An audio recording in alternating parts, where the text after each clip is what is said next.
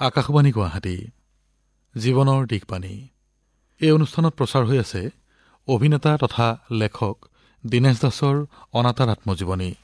তেখেতৰ সৈতে কথা পাতিছে উৎপল দত্তই। আজি শুনক এই অনাতাঁৰ আত্মজীৱনীৰ তৃতীয় খণ্ড। দাদা নমস্কাৰ। নমস্কাৰ। যোৱা খণ্ডত আমি শেষ কৰিছিলোঁ শেষ বিচাৰৰ কথা আৰম্ভণিৰে। এতিয়া বাকীখিনি শুনো। শেষ বিচাৰ চিনেমাখন যেতিয়া মানৱ দৰ্শন কৰি আছিলোঁ কলিকতাত, সেইখিনি সময়তে মোৰ কণ্টেক্টটো হ'ল। নিপন কলিকতাতে থাকে, বিদ্যাৰাও কলিকতাতে থাকে। গতিকে ঠিক সেই নিপনে আহি ক'লে, দীনেশ, দেৱ কুমাৰ দাই তোমাক বিচাৰিছে, তেখেতে এখন চিনেমা কৰিছে, মই কৰিম তাত। বিদ্যা হিৰইন, মই হিৰো, তোমাক ভিলেন হিচাপে বিচাৰিছে। তেখেতে তোমাৰ শ্বুটিং চাই গৈছে। দেৱ কুমাৰ বসু হ'ল দেৱকী বসুৰ ল'ৰা। নামটোতো শুনিছোৱে মই, দেৱদাৰ লগত চিনাকি নাই। ভাল লাগিল। এই তেতিয়াই দেৱদাই আমি থাকোঁতে, কাৰণ গোটেইবিলাক অসমীয়া ল'ৰা আছেই প্ৰায়, মেইনকেইটাত মই নিপন আৰু বিদ্যা আছোৱেই, এই তাতে আৰম্ভ কৰিলোঁ। 7 দিনমান কৰিছিলোঁ নেকি ইনডোৰ, আউটডোৰ হোৱা নাই, চব ইনডোৰ। গতিকে তাৰপিছত আৰু মই গুচি আহিলোঁ। তেখেতটো বঙালী মানুহ, বেংগলী মানুহ। সংলাপ অসমীয়াত কোনে লিখিছে? সংলাপ সেইটো পাহৰিছোঁ এতিয়া। বোধহয় ৰত্ন পূজাই অলপ হেল্প কৰিছিলে নেকি, সেইখিনি সময়ত ৰত্ন পূজা তাতে আছিলে। সেই তাৰ গ্ৰুপ এটা আছিলে, চিনাকি গ্ৰুপ। দাদা দেৱকীতা নাই, ঠিক ক'ব নোৱাৰিম আৰু মুঠৰ ওপৰত।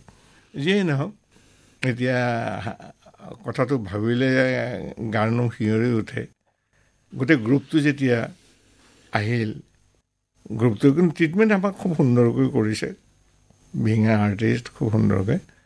কলিকতাৰ যিমানবিলাক মানুহ আছিল, তেতিয়া হোটেল নাছিল দেই গুৱাহাটীত সেইখিনি সময়ত। হোটেল তেনেকৈ নাছিলে, 72, 73 তেনেকৈ। বেলে ভিউখন আছিলে, এইপিনে ফেঞ্চি বজাৰ, শিখ টেম্পুলৰ মুখত এখন কি হোটেলখন আছিলে, নোভাখন আছিলে। মিণ্টুৰ মালিকটোক চিনি পাওঁ, মিণ্টুৰ। আজিয়েই নহয়, তাতে আহি সকলোৱে ৰাখিছে, আমি মেকআপ চেকআপ তাতে লওঁ। তাৰপৰাই যায়। তেতিয়া আৰু ইমান গাড়ী প্ৰচলনো নাছিলে, সুন্দৰকৈ ওলাই যাওঁ। ইয়াতে য'ত যেনেকৈ শ্বুটিং কৰিবলৈ গ'লে নিপনৰ লগত মহাকাণ্ড এটা হৈছিলে, সেইখিনি ক'ব বিচাৰিছোঁ।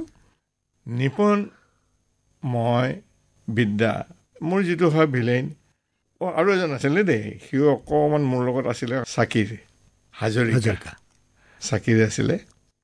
তাৰপিছত থাকোঁতে দেৱদাই ক'লে, কালকে তোমাদের এই ফাইটিংয়ের শুটিংটা নেব দেই, 2 দিনের মধ্যে কমপ্লিট করতে হবে।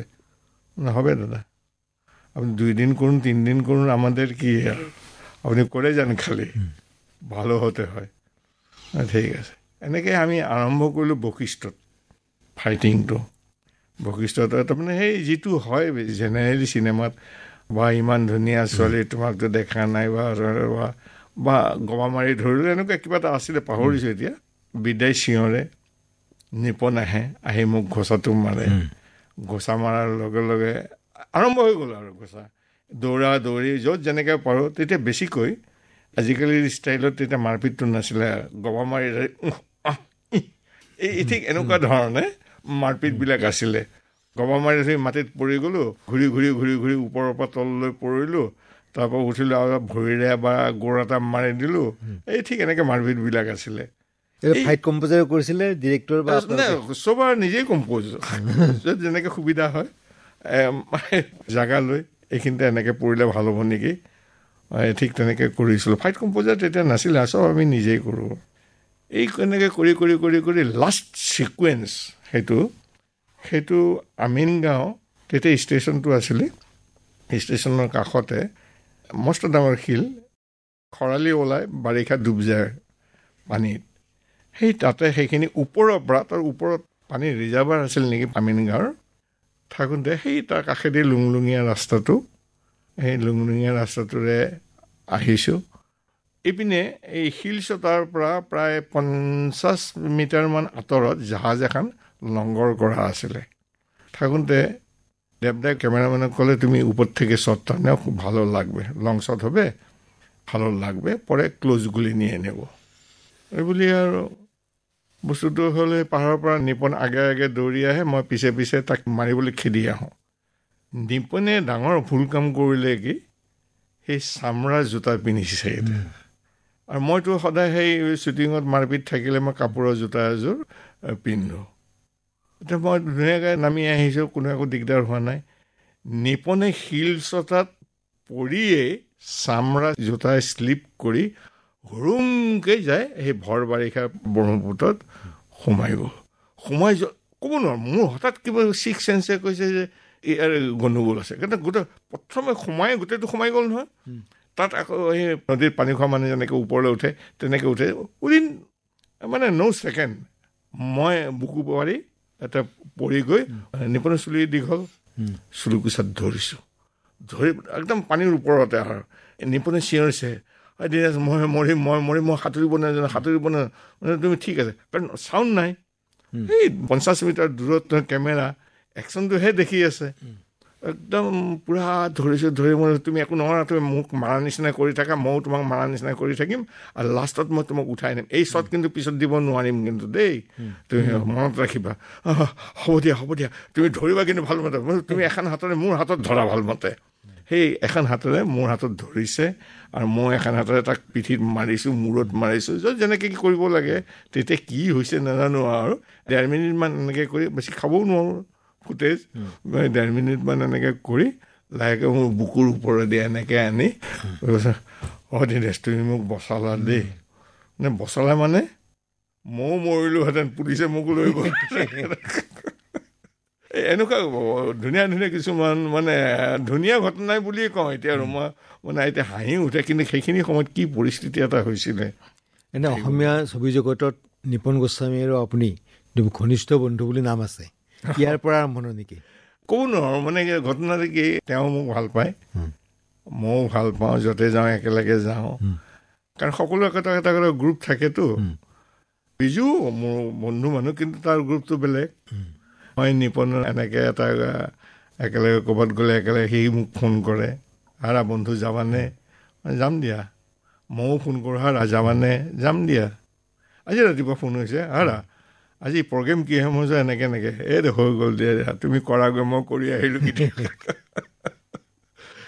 এনেকুৱা ধৰণৰ কথা চলি থাকে আৰু এই বিভ্ৰাটৰ শেষ বিচাৰৰ কাহিনীটো আপোনাৰ অকণ মনত আছে নেকি শেষ বিচাৰৰ মানে ঘটনা কি পূৰা কাহিনীটো মনত নাই তাত নিপনে এই চাকিৰ হাজৰিকা বুলি যে ক'লোঁ চাকিৰৰ এখন ট্ৰাক আছিল নে কিবা এখন আছিল সেই গাড়ীখন চলায় আৰু বিদ্যা সেই তেনেকুৱা এটা বস্তিৰ ছোৱালী আৰু এনেকৈ লাভ সাধাৰণ কাহিনী তাতে সেই গুণ্ডামি কৰি লাষ্টত পুলিচৰ ওচৰত চাৰেণ্ডাৰ সেই এনেকুৱাই ধৰণৰ আৰু খুব চিনেমাখন চলিছিল নে খুব ভালো চলা নাই বেয়াও চলা নাই কিন্তু ইন এভাৰেজ কাৰণ তেতিয়া বেলেগ মিডিয়া নাছিলে মানুহৰ কাৰণে ৰেডিঅ' আৰু চিনেমাৰ বাহিৰে বেলেগ মিডিয়া নাই চিনেমা এখন হ'লে অসমীয়া মানুহ এটা ইম'চনেলি হওক বা চিম্পেথেটিকেলি হওক চাব গৈছিলে আৰু সেইখন মোৰ বোধৰে 2 সপ্তাহ 2.5 সপ্তাহমান চলিছিলে সেই সময়ত আপুনি এই চাকৰিত সোমাইছিল মেডিকেল ৰিপ্ৰেজেণ্টেটিভ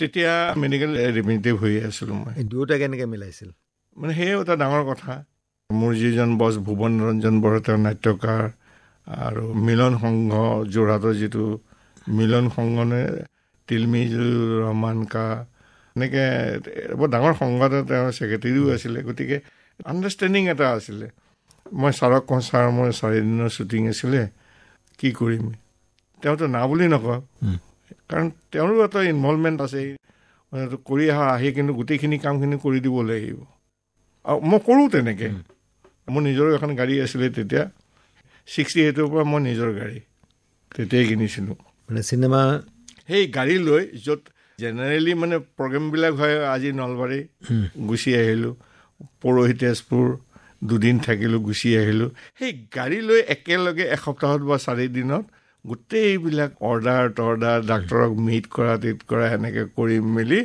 যিখিনি কৰিব লাগে কৰি 4 দিনত সেই এসপ্তাহৰ বস্তুবিলাক মই জমা দি দিওঁ কি গাড়ী আছিল প্ৰথম 68ত কিনিছিলোঁ মই হিন্দুস্তান 14 লেণ্ডমাষ্টাৰৰ আগৰ মডেলটো তাৰপিছত এই বিয়াত মই নিজৰ নতুন গাড়ী দি কিনি এম্বেচেডৰ দাম কিমান আছিল সোধাচোন কিমান 21,403 টকা নতুন গাড়ী এয়া সেই তেতিয়াৰ পৰা গাড়ী আছে আছে আছে আৰু মই আৰু চিনেমা কৰি পইচা পাতি কিমান পাইছিলে? চিনেমাৰ পৰা প্ৰথম অৱস্থাত মই পইচা পাতি ইমান পোৱা নাছিলোঁ। সেই বিচাৰলৈকে সেই বিচাৰতো তেওঁলোকৰ সেইখিনি সময় যিটো আছিলে খুব ভাল বুলি মই ৰেমুনাৰেশ্যন নকওঁ, হাৰ্ডলি পাইছিলোঁ যদি ইন টোটেল 2000 মান টকা পাইছিলোঁ নেকি সেইখিনি সময়ত। চখটোৱেই মূল আছিল, চখটোৱে মূল আছিলে। মানৱ দানৱতো ইন্দ্ৰৰ লগত মোক পইচাৰ কথা অহা নাই, যেতিয়াই খুজিছে তেতিয়াই দিছে, কিন্তু মই ডিমাণ্ড কৰা নাই একো, কিন্তু দিছে যথেষ্ট। এই এনেকৈ কৰি মই ইয়াৰ পিছত আহিব দিয়াচোন, ইয়াতে বহুত চিনেমা কৰিলোঁ, পিছত কম এখন চিনেমাত মই 47 টকা 12 অনা পাইছিলোঁ। সেইখন শেষৰ ফালে শুনিম। সেই বিচাৰৰ পিছত আপুনি ক'লে হৃদয়ৰ প্ৰয়োজন। হৃদয়ৰ প্ৰয়োজনখন যি ৰোল দিয়ে তাকে আপুনি গ্ৰহণ কৰে নে কিবা চিত্ৰনাট্য চাইছিলে? নহয়, জেনেৰেলি কি হ'ল, মই যি ৰোল পচন্দ কৰোঁ সেইটো অহা নাই প্ৰশ্নটো। মোক খালি সেই ভিলেনতে বিচাৰে, গতিকে কোনোবাই কিবা কৰিলে মই আহোঁ যে ভিলেন এটা আহিলে আৰু ৰোল কৰিবলৈ ভাল লাগে, আৰু গতিকে মই নিষ্ঠাৰে কৰোঁ অলপ। আৰু কিন্তু এটা কথা তুমি যদি অবজাৰ্ভ কৰা, প্ৰত্যেকখন চিনেমাতে মই অকণমান বেলেগ ধৰণৰ মেনাৰিজিম এটা দিবলৈ চেষ্টা কৰোঁ। হাঁহিয়েই হওক, চকুৰেই হওক বা কথাৰ ভংগীমাতেই হওক। শেষ বিচাৰখনত মই ড্ৰাইভাৰ এটা হৈছোঁ, এতিয়া মনত পৰিছে, মই বিড়ি খাওঁ।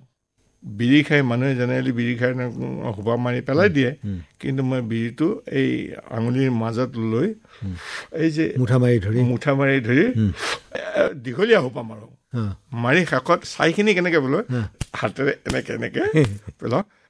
এই চাৰ্কলটো ড্ৰাইভাৰ আৰু হেণ্ডিমেন চাৰ্কলটো তেতিয়া প্ৰচাৰ হৈ গৈছে। আৰু এইটো আমি কেনেকৈ উলিয়াইছিল? এইটো ক'ব ন, অট'মেটিক আহি গ'ল যে এনেকৈ কৰিলে কেনেকৈ হয়। মোক কোনো শিকায়ো দিয়া নাই, কিন্তু হয়তো ক'ৰবাত দেখিছিলোঁ বা বেলেগ কিবা এটা কৰি থকা দেখিছিলোঁ, বা এই যে মোক ছাৰ ৰবৰ্টে কৈছিলে অবজাৰ্ভেশ্যন অমুক তমুক ক'ৰবাত হয়তো দেখিছিলোঁ, সেইটো হঠাৎ আহি গৈ সেই বস্তুটো তাত লগাই দিলোঁ। তেনেকৈ এনেকেই বস্তুবিলাক কৰি গৈ আছোঁ। হৃদয়ৰ প্ৰয়োজনত আপুনি কি কৰিছিলে? হৃদয়ৰ প্ৰয়োজনত ঠিক সেই একেই ভিলেইনেই আছিলোঁ, কিন্তু গোটেইখন কৰিবলৈ এইটো হেৰিৰ আছিলে, গৌৰী বৰ্মনৰ। শ্বুটিং কৰা কথাখিনিহে মনত আছে। তেতিয়া নীলাচল প্ৰেছ আছিলে, শ্ৰীগুৰু প্ৰেছ। নীলাচল বুলি নীলাচল কাকতখনহে আছিলে। শ্ৰীগুৰু প্ৰেছৰ দাদা হৰিনাৰায়ণ দত্ত বৰুৱা ডাঙৰ ল'ৰাজনে, তেওঁৰ ওপৰত 3জন একেলগে ভৱেন বাপা বুলি থাকে। ডাঙৰ দাদাৰ ঘৰত এতিয়াও মনত আছে মই শ্বুটিং কৰিছিলোঁ, সেইখিনিলৈ মনত আছে। তাৰপিছত পাহৰিলোঁ। আৰু আপুনি কি হৈছিল? আপুনি তাতো সেই ভিলেনেই কিবা এটা আনি কিবা মাৰ খাই চৰ খাই গুচি গ'লোঁ নেকি। বিশেষ দীঘল ৰোল নহয়, সেইকাৰণে অকণমান ঠিক মনত নাই এতিয়া। তাৰপিছত আপুনি কৰিলে অনুতাপ 73 চনত। অনুতাপ 73 চনত। এইটো মই মুক্তিৰ তাৰিখটো কৈছোঁ। সেই আগতেই কৰা, তাৰ 1 বছৰ হওক 1.5 বছৰ হওক আগৰ পৰাই কৰা। এইখন হৈছিলে বিশ্বনাথ চাৰিআলিত অনুতাপ। অনুতাপৰ প্ৰমোদ বৰুৱাই কৰিছিলে। তেজপুৰত থিয়েটাৰ কৰিবলৈ যাওঁতে তাৰ লগত মোৰ বন্ধুত্বটো হৈছিলে, আৰু সেই চিনেমাখন আৰম্ভ কৰিছিলে। কৰি গৈছে দীনেশ তই বুলি মোক মাতিছিলে, ময়ো তই বুলি মাতিছিলোঁ। তই মোৰো চিনেমাখন এটা ৰোল কৰিব লাগিব দেই। কৰিম বাৰু, কৰিম বুলি না বুলিতো নকওঁৱেই। গতিকে আৰম্ভ কৰিলোঁ। তাতো সেই ভিলেইন, বাগানৰ মদ খোৱা এটা গুণ্ডা, ঘৈণীয়েকক খুব মাৰে, ঠিক এনেকুৱা ধৰণৰ প্লেইন ৰোল, খুব ডাঙৰ ৰোল বুলি নহয়, প্লেইন ৰোল এটা, মানে ভিলেইনেই, ঘৈণীয়েকক মাৰা, মানুহক মাৰা, এনেকৈ চিনবিলাক আছিলে। খুব যে এই মানৱ দানৱ বা শেষ বিচাৰ এনেকুৱা টাইপৰ বস্তু নহয়, তেনেকৈ কৰি গৈছোঁ। আপুনি যে মাত্ৰ ক'লে তেজপুৰত নাটক কৰিছিলোঁ, তেজপুৰৰ সেইখিনি সময়ত প্ৰফুল্ল বৰাৰ নামটো যথেষ্টভাৱে উচ্চাৰিত কৰিবলৈ আহিব। মই ৰেডিঅ'টো খুব ভাল নাম কৰিছিলে তেখেতৰ বৰুৱা সংসাৰ নাটকখনত। এইটো বোধহয় 68ত কোনোবা এটা গ্ৰুপে তেজপুৰৰ গ্ৰুপটোক মাতিলে ইয়াত কৰিবৰ কাৰণে, গুৱাহাটীত কৰিবৰ কাৰণে। তাতে মোৰ বন্ধু, তেতিয়াও সিমান চিনাকি নাই গোটেইবিলাক, বন্ধু এজন আছে ৰবীন গায়ন, নগাঁও তেওঁলোকৰ, তেওঁ তাতে কাম কৰিছিলে, এক্সিকিউটিভ ইঞ্জিনিয়াৰ। তেখেতে ক'লে যে এই ৰোলটো এটা বেপাৰী মহাজন দিনেশ আছে তাতে, দিনেশে কৰিব পাৰিব দে ৰিহাৰ্চেল, দিনেশৰ এদিনতে হৈ যাব দে ৰিহাৰ্চেল, এটা চিনতহে আছে, সি পাৰিব এদিনত। ঠিক তেনেকৈ প্ৰফুল্ল বৰা আহিলে, তেনেকৈ গোটেই গ্ৰুপটো আহিলে, আহি তেওঁলোক কেম্প কৰিছিলে। কল্যাণী বুলি হোটেল এখন আছিলে নেকি হৰি মন্দিৰৰ ওচৰতে, সেই পাণবজাৰৰ, সেই তাতে তেওঁলোক কেম্প কৰিছিলে, তাতে ৰিহাৰ্চেল কৰিছোঁ। তেতিয়াই মই প্ৰফুল্ল বৰাৰ লগত চিনাকি হ'লোঁ আৰু তাতে ৰিহাৰ্চেল কৰিলোঁ। আৰু কৰিলোঁ কি, এই কৌতুক মই দেখিলোঁ যে এটা চিনত ওলাম যেতিয়া অইনে বেলেগ কৰিছিলে, ইণ্টাৰেষ্টে মানে আহি মহাজনে পইচা খোজেহি বৰুৱাৰ সংসাৰখনত, অভাৱী সংসাৰ, পইচা খোজেহি। মই অকণমান চিন্তা কৰি ৰ'লোঁ, এই প্ৰফুল্ল বৰা এই ৰোলটো এনেকৈ অকণমান কমেডি টাচ দি কৰিব পাৰোঁ নেকি?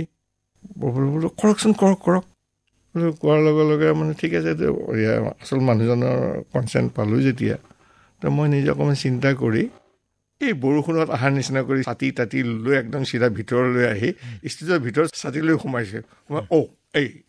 এইবিলাক কিবা থাকে নহয় বোলে, কৈ ছাতি জপাই পানী জোকাৰিছোঁ, পানী আগে দি লৈছোঁ আকৌ, পানী জোকাৰিছোঁ, পানী জোকাৰি ওচৰতে কাম কৰা ল'ৰা এটা সি সোমাই আহিছিলে, তাৰ হাতত ছাতিটো দিছোঁ, দি কাপোৰ চাপোৰ জোকাৰি সময় লৈছোঁ দেই, সময় লোৱা কাৰোবাৰ আৰু সময় লৈ আকৌ ছাতিটো তাৰ পৰা আনি টকীৰ কিনাৰত থৈ ওৰত ধেমেলীয়া সুৰত মানে অত্যন্ত মানে হাঁহি বাগৰি গ'ল। মানে একশ্যনটোত এতিয়া ঠিক ক'বলৈ দিগদাৰ হৈছে, একশ্যনত মানুহ হাঁহি বাগৰি গৈছে। এই প্ৰফুল্ল বৰাৰ লগত মোৰ তেতিয়া অন্তৰংগ হয়, নিবন্ধ কৰিবলৈ আহিছিলে তেজপুৰৰ গোটেই সত্যৰঞ্জন কলিতা থ্ৰিলাৰ লেখক, তেওঁ আহিছিলে, তেওঁলোকৰ লগত চিনাকি গোটেই এটা গ্ৰুপ এটা, সেই গ্ৰুপৰ লগত মই তেজপুৰত বহুত কেইখন নাটক কৰিলোঁ।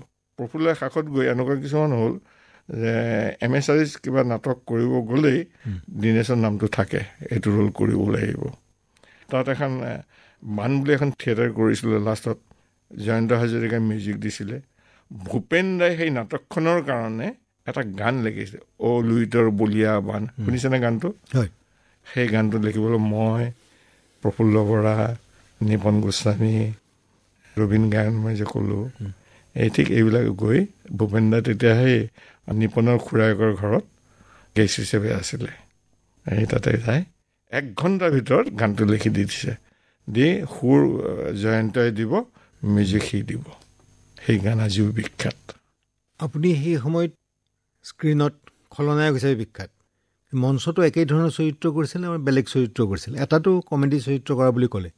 মঞ্চত আমাৰ নিউজ প্লেছৰ পৰা নাটকখন পাহৰি গ'লোঁ, নীৰেণ বৰুৱাই পৰিচালনা কৰিছিলে, তাতো সেই কমেডি এটা চৰিত্ৰ কৰিছিলোঁ। গাড়ীৰ মালিক, 6খনমান গাড়ীৰ মালিক, গাড়ীবিলাকৰ নাম এজনক ক'ব লাগে, এটা পদ্য নিচিনাকৈ মই গাইছিলোঁ যে মা কামাখ্যা, এই গাড়ী এনেকুৱা মানুহ ক'বলৈ মানুহে হাঁহি আৰু সেই দিলীপ শৰ্মাৰ নাম নিশ্চয় শুনিছে, খুব ভাল এক্টৰ, এটা অকালতে ঢুকাই গ'ল। দিলীপৰ লগত আমাৰ এই বৈজন্তী গ্ৰুপতে, সেই বৈজন্তী বুলি যিটো ক্লাব আছিলে আমাৰ, 1, 2, 3 বুলি এখন একাংকিকা নাটক, যিখন নাটকে গোটেই অসমত তালফাল লগাইছিলোঁ। দিলীপ এটা এডভকেট, তেওঁ হ'ল মাইকী চোৰৰ উকিল, মই হ'লোঁ ছোৱালী চোৰৰ উকিল। কোনোবা ছোৱালী চুৰ কৰিলে সি মোৰ ওচৰলৈ আহিবই লাগিব, এনেকুৱা হ'ব। আৰু মাইকী চুৰ কৰিলে তাৰ ওচৰলৈ আহিব, মানুহ এই ঠিক এনেকুৱা ধৰণৰ নাটক। কোনে লিখিছিলে পাহৰি গ'লোঁ, তোমালোকৰ ইয়াতে কাম কৰিছিলে জয়ৰাম শৰ্মা বুলি এটা, সিও অভিনয় কৰিছিলে, খুব ভাল অভিনয় কৰিছে, আজিও মনত পৰিছে মোৰ এতিয়া। কিন্তু মানুহে যিটো মই দেখিলোঁ ইন এজামচন, মানুহে মোক ভিলেন হিচাপেই বিচাৰে। এই যে আপুনি মঞ্চত কমেডি কৰিছিলে, বেলেগ বেলেগ ধৰণে কৰিছিলে, সেইবিলাকৰ প্ৰতি দৰ্শকৰ মতামত কি আছিলে? মানে মতামত মই ভাল পাইছিলোঁ, কিন্তু সেইখিনি সময়ত ওলাই আহিলোঁ, বাছ হেৰি কৰিলোঁ, খুব সুন্দৰ সুন্দৰ পুতলা নাচ বুলি এখন ভাবিব নোৱাৰা নাটক, ব্ৰহ্মগুপ্তৰ অতি কষ্টসাধ্য নাটক, মানুহে একদম আহি সাৱটি ধৰিছে। চৌৰিন সেনৰ নাটক, নামটো পাহৰি গ'লোঁ, য'ত পবিত্ৰ ডেকাও অভিনয় কৰিছিলে মোৰ লগত। পবিত্ৰ ডেকাটো জানাই আৰু তুমি, পবিত্ৰ ডেকা, মই হিৰো, গৌৰী বৰ্মন, অতুল বৰদলৈ, তাৰপিছত এইপিনে চন্দ্ৰনাৰায়ণ বৰুৱা, যোৰহাটৰ পৰা আহিছে, আহি চৌৰিন সেনৰ সূৰ্যহাৰা নাটক, সূৰ্যহাৰা সেইখন নাটক কৰিছিলোঁ। মানুহে ভাবিব নাই তেতিয়া কেশৱ মহন্ত, খগেন, ইহঁত গোটেইবিলাক যিখিনি প্ৰমিনেণ্ট মানুহ আৰু নাটক চোৱা মানুহ গৈ মোক সাৱত মাৰি ধৰি চুমা খাইছে কেশৱ মহন্তই, দীনেশ তুমি কি নাটক কৰিছা? কাৰণ সেই নাটকখনত মই ব্লেক ৰেচলাৰ আৰু গৌৰী বৰ্মন হৈছিলে হোৱাইট ৰেচলাৰ। ষ্টেজৰ ওপৰত ৰেচলিং দেখুৱাই দিছিলোঁ। কাৰণ মই সেই প্ৰণাম কৰা সেই ইও তেনেকুৱা কিবা কৰিছে। তাৰপিছত গৌৰীয়া মাজত এই নামাৰিবি এই মূল্য মানুহে নুশুনে কিন্তু হুলস্থুল, কিন্তু আমি দুটা আণ্ডাৰষ্টেণ্ডিঙত এই বস্তুবিলাক কৰিছিলোঁ। ধুনীয়া হৈছিল, মানুহক ভাবিব নোৱাৰাকৈ। এদিনো নহয়, হীৰামন গোস্বামী তোমাৰ ৰাইটিং এইটো নাই বুলিও আমি 4 দিন কৰিছোঁ উইথ মেটিনি শ্ব'। ইমান মানুহ ঐক্যতানৰ প্ৰযোজনা। এই যে আপুনি মঞ্চত বেলেগ বেলেগ চৰিত্ৰ অভিনয় কৰিছে আৰু পৰ্দাত একেধৰণৰ চৰিত্ৰ অভিনয় কৰিছে, একেধৰণৰ চৰিত্ৰ অভিনয় কৰি আপোনাৰ ভাগৰ লগা নাছিলনে? ভাগৰ লগা নাই মানে, কাৰণ এটা কথাই মোৰ মনত এটা আহে যে চৰিত্ৰ যিয়েই নহওক তাত যদি মই চেনি কম বা চেনি বেছি দিওঁ টেষ্টবিলাক বেলেগ বেলেগ হৈ যায় নহয়। চাহৰ কাপটোৰ টেষ্টবিলাক বেলেগ বেলেগ হৈ যায়। এতিয়া ধৰা মানৱ দানৱৰ যেনেকৈ আজিও মোৰ মনত আছে, এই আজি 5 বছৰৰ আগত মহাসমৰখন কৰিছোঁ। মহাসমৰত এটা বেলেগ ধৰণৰ বহু মাফিয়াই হৈছোঁ। তাত এটা বেলেগ ধৰণৰ হাঁহিৰ ওপৰত মই লৈ গৈছোঁ গোটেই চিনেমাখন। হাঁহিটো বেলেগ বেলেগ ষ্টাইলত হাঁহি, গতিকে চবতে সেই অকণমান বেলেগ বেলেগ কিচিম এটা মেনাৰিজিম দিবলৈ মই চেষ্টা কৰোঁ। আৰু তেনেকৈ দি আছোঁ, ৰাইজে এতিয়ালৈকে বেয়া পোৱা নাই। পৰ্দাত অভিনয় কৰি বেছি ভাল পায় নে মঞ্চত? সেইটো সাধাৰণতে সোধা প্ৰশ্ন এটা। নাই ইয়াৰ মাজত এটা ডিফাৰেঞ্চ এটা আছে কাৰণে সকলোৱে সোধে আৰু মনৰ ভাৱটো ক'ব পাৰি। তেতিয়া চিনেমা এখনৰ অভিনয় কৰা মানে এটা ফ্ৰেমৰ মাজত তুমি অভিনয়টো কৰিব লাগিব। তুমি গোটেইটো নিজকে এৰি দিব নোৱাৰা। এৰি দিলে হয় তুমি আধা কাটা গ'লা বা ইপিনে আধা কাটা গ'লা। সেইটো ক্ল'জ শ্বটতহে হ'ব সেইখিনি। হোৱাইট শ্বটতো হয়। হোৱাইট শ্বটত ধৰে অলপ দৌৰা দৌৰি কৰিব লাগে। হোৱাইট শ্বটত বাৰু ইমান নহয়, কিন্তু তাৰ অংকটো বেলেগ, চিনেমাৰ অংকটো বেলেগ অভিনয় কৰা। আৰু থিয়েটাৰৰ ডাইৰেক্ট ৰিয়েকশ্যনটো পাই থাকা, অডিয়েঞ্চৰ ডাইৰেক্ট ৰিয়েকশ্যনটো পাই থাকা। গতিকে দুইটাই অভিনয় মই কাকো বেয়া নাপাওঁ, কিন্তু মজা দুইটাতে পোৱা যায় কৰিব জানিলে। দুয়োটাৰ কাৰণে বেলেগ বেলেগ ধৰণৰ প্ৰস্তুতি হয়। চিনেমাখন কৰিলে যেনেকৈ প্ৰস্তুতি বেলেগ, থিয়েটাৰখন কৰিলে প্ৰস্তুতি বেলেগ।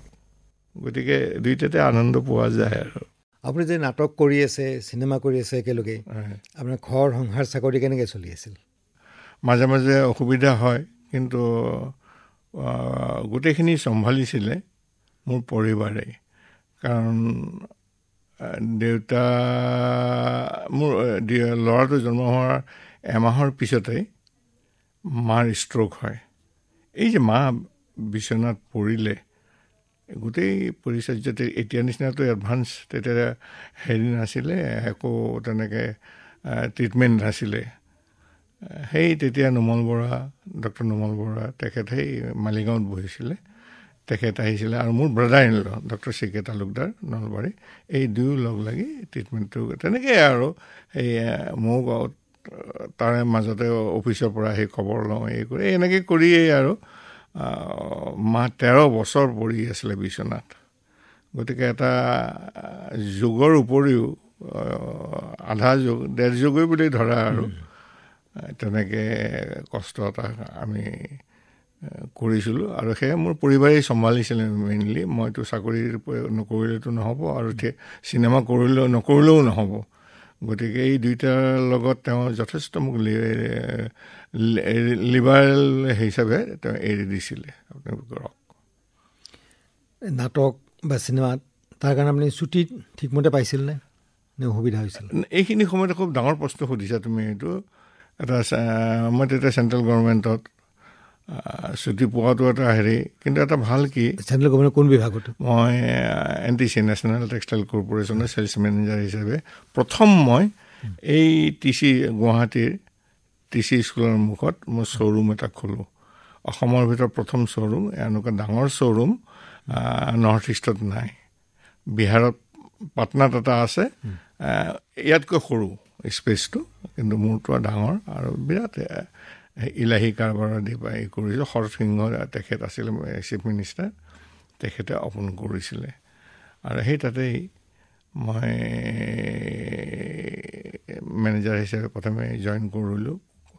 কৰাৰ পিছত এই যে তুমি সুধিলা কেনেকৈ যায়, যোনে মোক বিচাৰে ভাল পায়, বহুতখিনি মোৰ লগত কম্প্ৰমাইজ কৰিব লগা হয়। এতিয়া ধৰা মই 7টালৈকে থাকিব লাগে, মোৰ ছেকেণ্ড যিজন মেন তেওঁক কথাবিলাক কওঁ, তুমি বাকীখিনি চম্ভালি চাবিটো ঘৰত দি যাবা। চাবি কিন্তু মই সদায় মোৰ লগত ৰাখিছিলোঁ, আৰু কোটি কোটি টকাৰ কাপোৰ পইচাও থাকে, এনেই ঘৰত হ'ব ছাৰ আপুনি চিন্তা নকৰিব। মোক খুব ভাল মানুহ পাইছিলোঁ। আচ্ছা, যিয়েই নহওক, ঠিক এনেকৈ কৰি শনিবাৰটো দেওবাৰেও কৰোঁ, দেওবাৰটো ছুটিয়েই পাওঁ, ৰাতি সেই 10টা 11টালৈ কৰোঁ, কেতিয়াবা গোটেই ৰাতি কৰোঁ। ঠিক এনেকৈ ধৰণে যিমানখিনি পাৰোঁ কৰি গৈ আছোঁ। NTCত আপুনি কিমান বছৰ থাকিলে? NTCত 73 পৰা 95লৈকে। তাৰপিছত শ্ব'ৰুমত, তাৰপৰা তেওঁলোকে মোৰ কাম দেখি মই গোটেই ইণ্ডিয়াত ফাৰ্ষ্ট হৈছিলোঁ চেলছত। আৰু তাৰপিছতে সেইটোৰ ওপৰতে নিৰ্ভৰ কৰি তেওঁলোকে কিবা হেৰি কৰি মোক কি কৰিলে, ডেপুটি মেনেজাৰ কৰি আমাৰ গভৰ্ণমেণ্টৰ সূতাৰ কল অসমত এটাই আছিলে, সেইটো চন্দ্ৰপুৰত আছিলে, তাৰ ডেপুটি মেনেজাৰ কৰি লৈ গুচি গ'ল। আৰু তাতেই মই মোৰ নিজৰ অফিচ এটা বেলেগে আকৌ গুৱাহাটীত শিলপুখুৰীত পাতিছিলোঁ। এদিন ইয়াত বহোঁ, এদিন চন্দ্ৰপুৰলৈ যাওঁ, গাড়ী লৈ যাওঁ, অফিচৰ গাড়ী থাকে বা নিজৰ গাড়ী থাকে, য'ত যেনেকৈ সুবিধা হয় তেনেকৈ যাওঁ। তেতিয়া চন্দ্ৰপুৰৰ ৰাস্তা তুমি ভাবিব নোৱাৰা, সদায় তেতিয়া চন্দ্ৰপুৰ থাৰ্মেলটো চলি আছিলে, সদায় এক্সিডেণ্ট এটা হয়, মানে হেৰি ট্ৰাকৰ তেল নিয়া গাড়ী টেংকাৰৰ, এনেকৈ যাওঁ আহোঁ। তাৰ মাজতে মিলাওঁ, তাৰ মাজতে ধৰ্মঘটত একদম ইউনিয়নে আহি 2 দিন ইউনিয়নে আহি 18 ঘণ্টা হেৰি কৰি ৰাখিছে, মোক বন্দী কৰি ৰাখিছে। তথাপি মই কেয়াৰ কৰা নাই, চলাই যাম। আজিলৈ আমি ইমানতে, আৰু ইয়াৰ পিছৰ খণ্ডটোত আপোনাৰ পৰা আকৌ চিনেমাৰ কথা শুনিম, নাটকৰ কথা শুনিম। হ'ব, নমস্কাৰ। বহুত ধন্যবাদ, নমস্কাৰ। জীৱনৰ দিশবাণী অনুষ্ঠানটিত ইমান পৰে অভিনেতা তথা লেখক দীনেশ দাসৰ অনাতাঁৰ আত্মজীৱনীৰ 3য় খণ্ডটি শুনিলে। তেখেতৰ সৈতে কথা পাতিলে উৎপল দত্তই। অনুষ্ঠানটি প্ৰযোজনা কৰিলে শ্যামলেন্দু দাসে। এই অনাতাঁৰ আত্মজীৱনীৰ পৰৱৰ্তী খণ্ডটি শুনিবলৈ পাব অহা সপ্তাহৰ এই একেটা বাৰৰ এই একে সময়তে।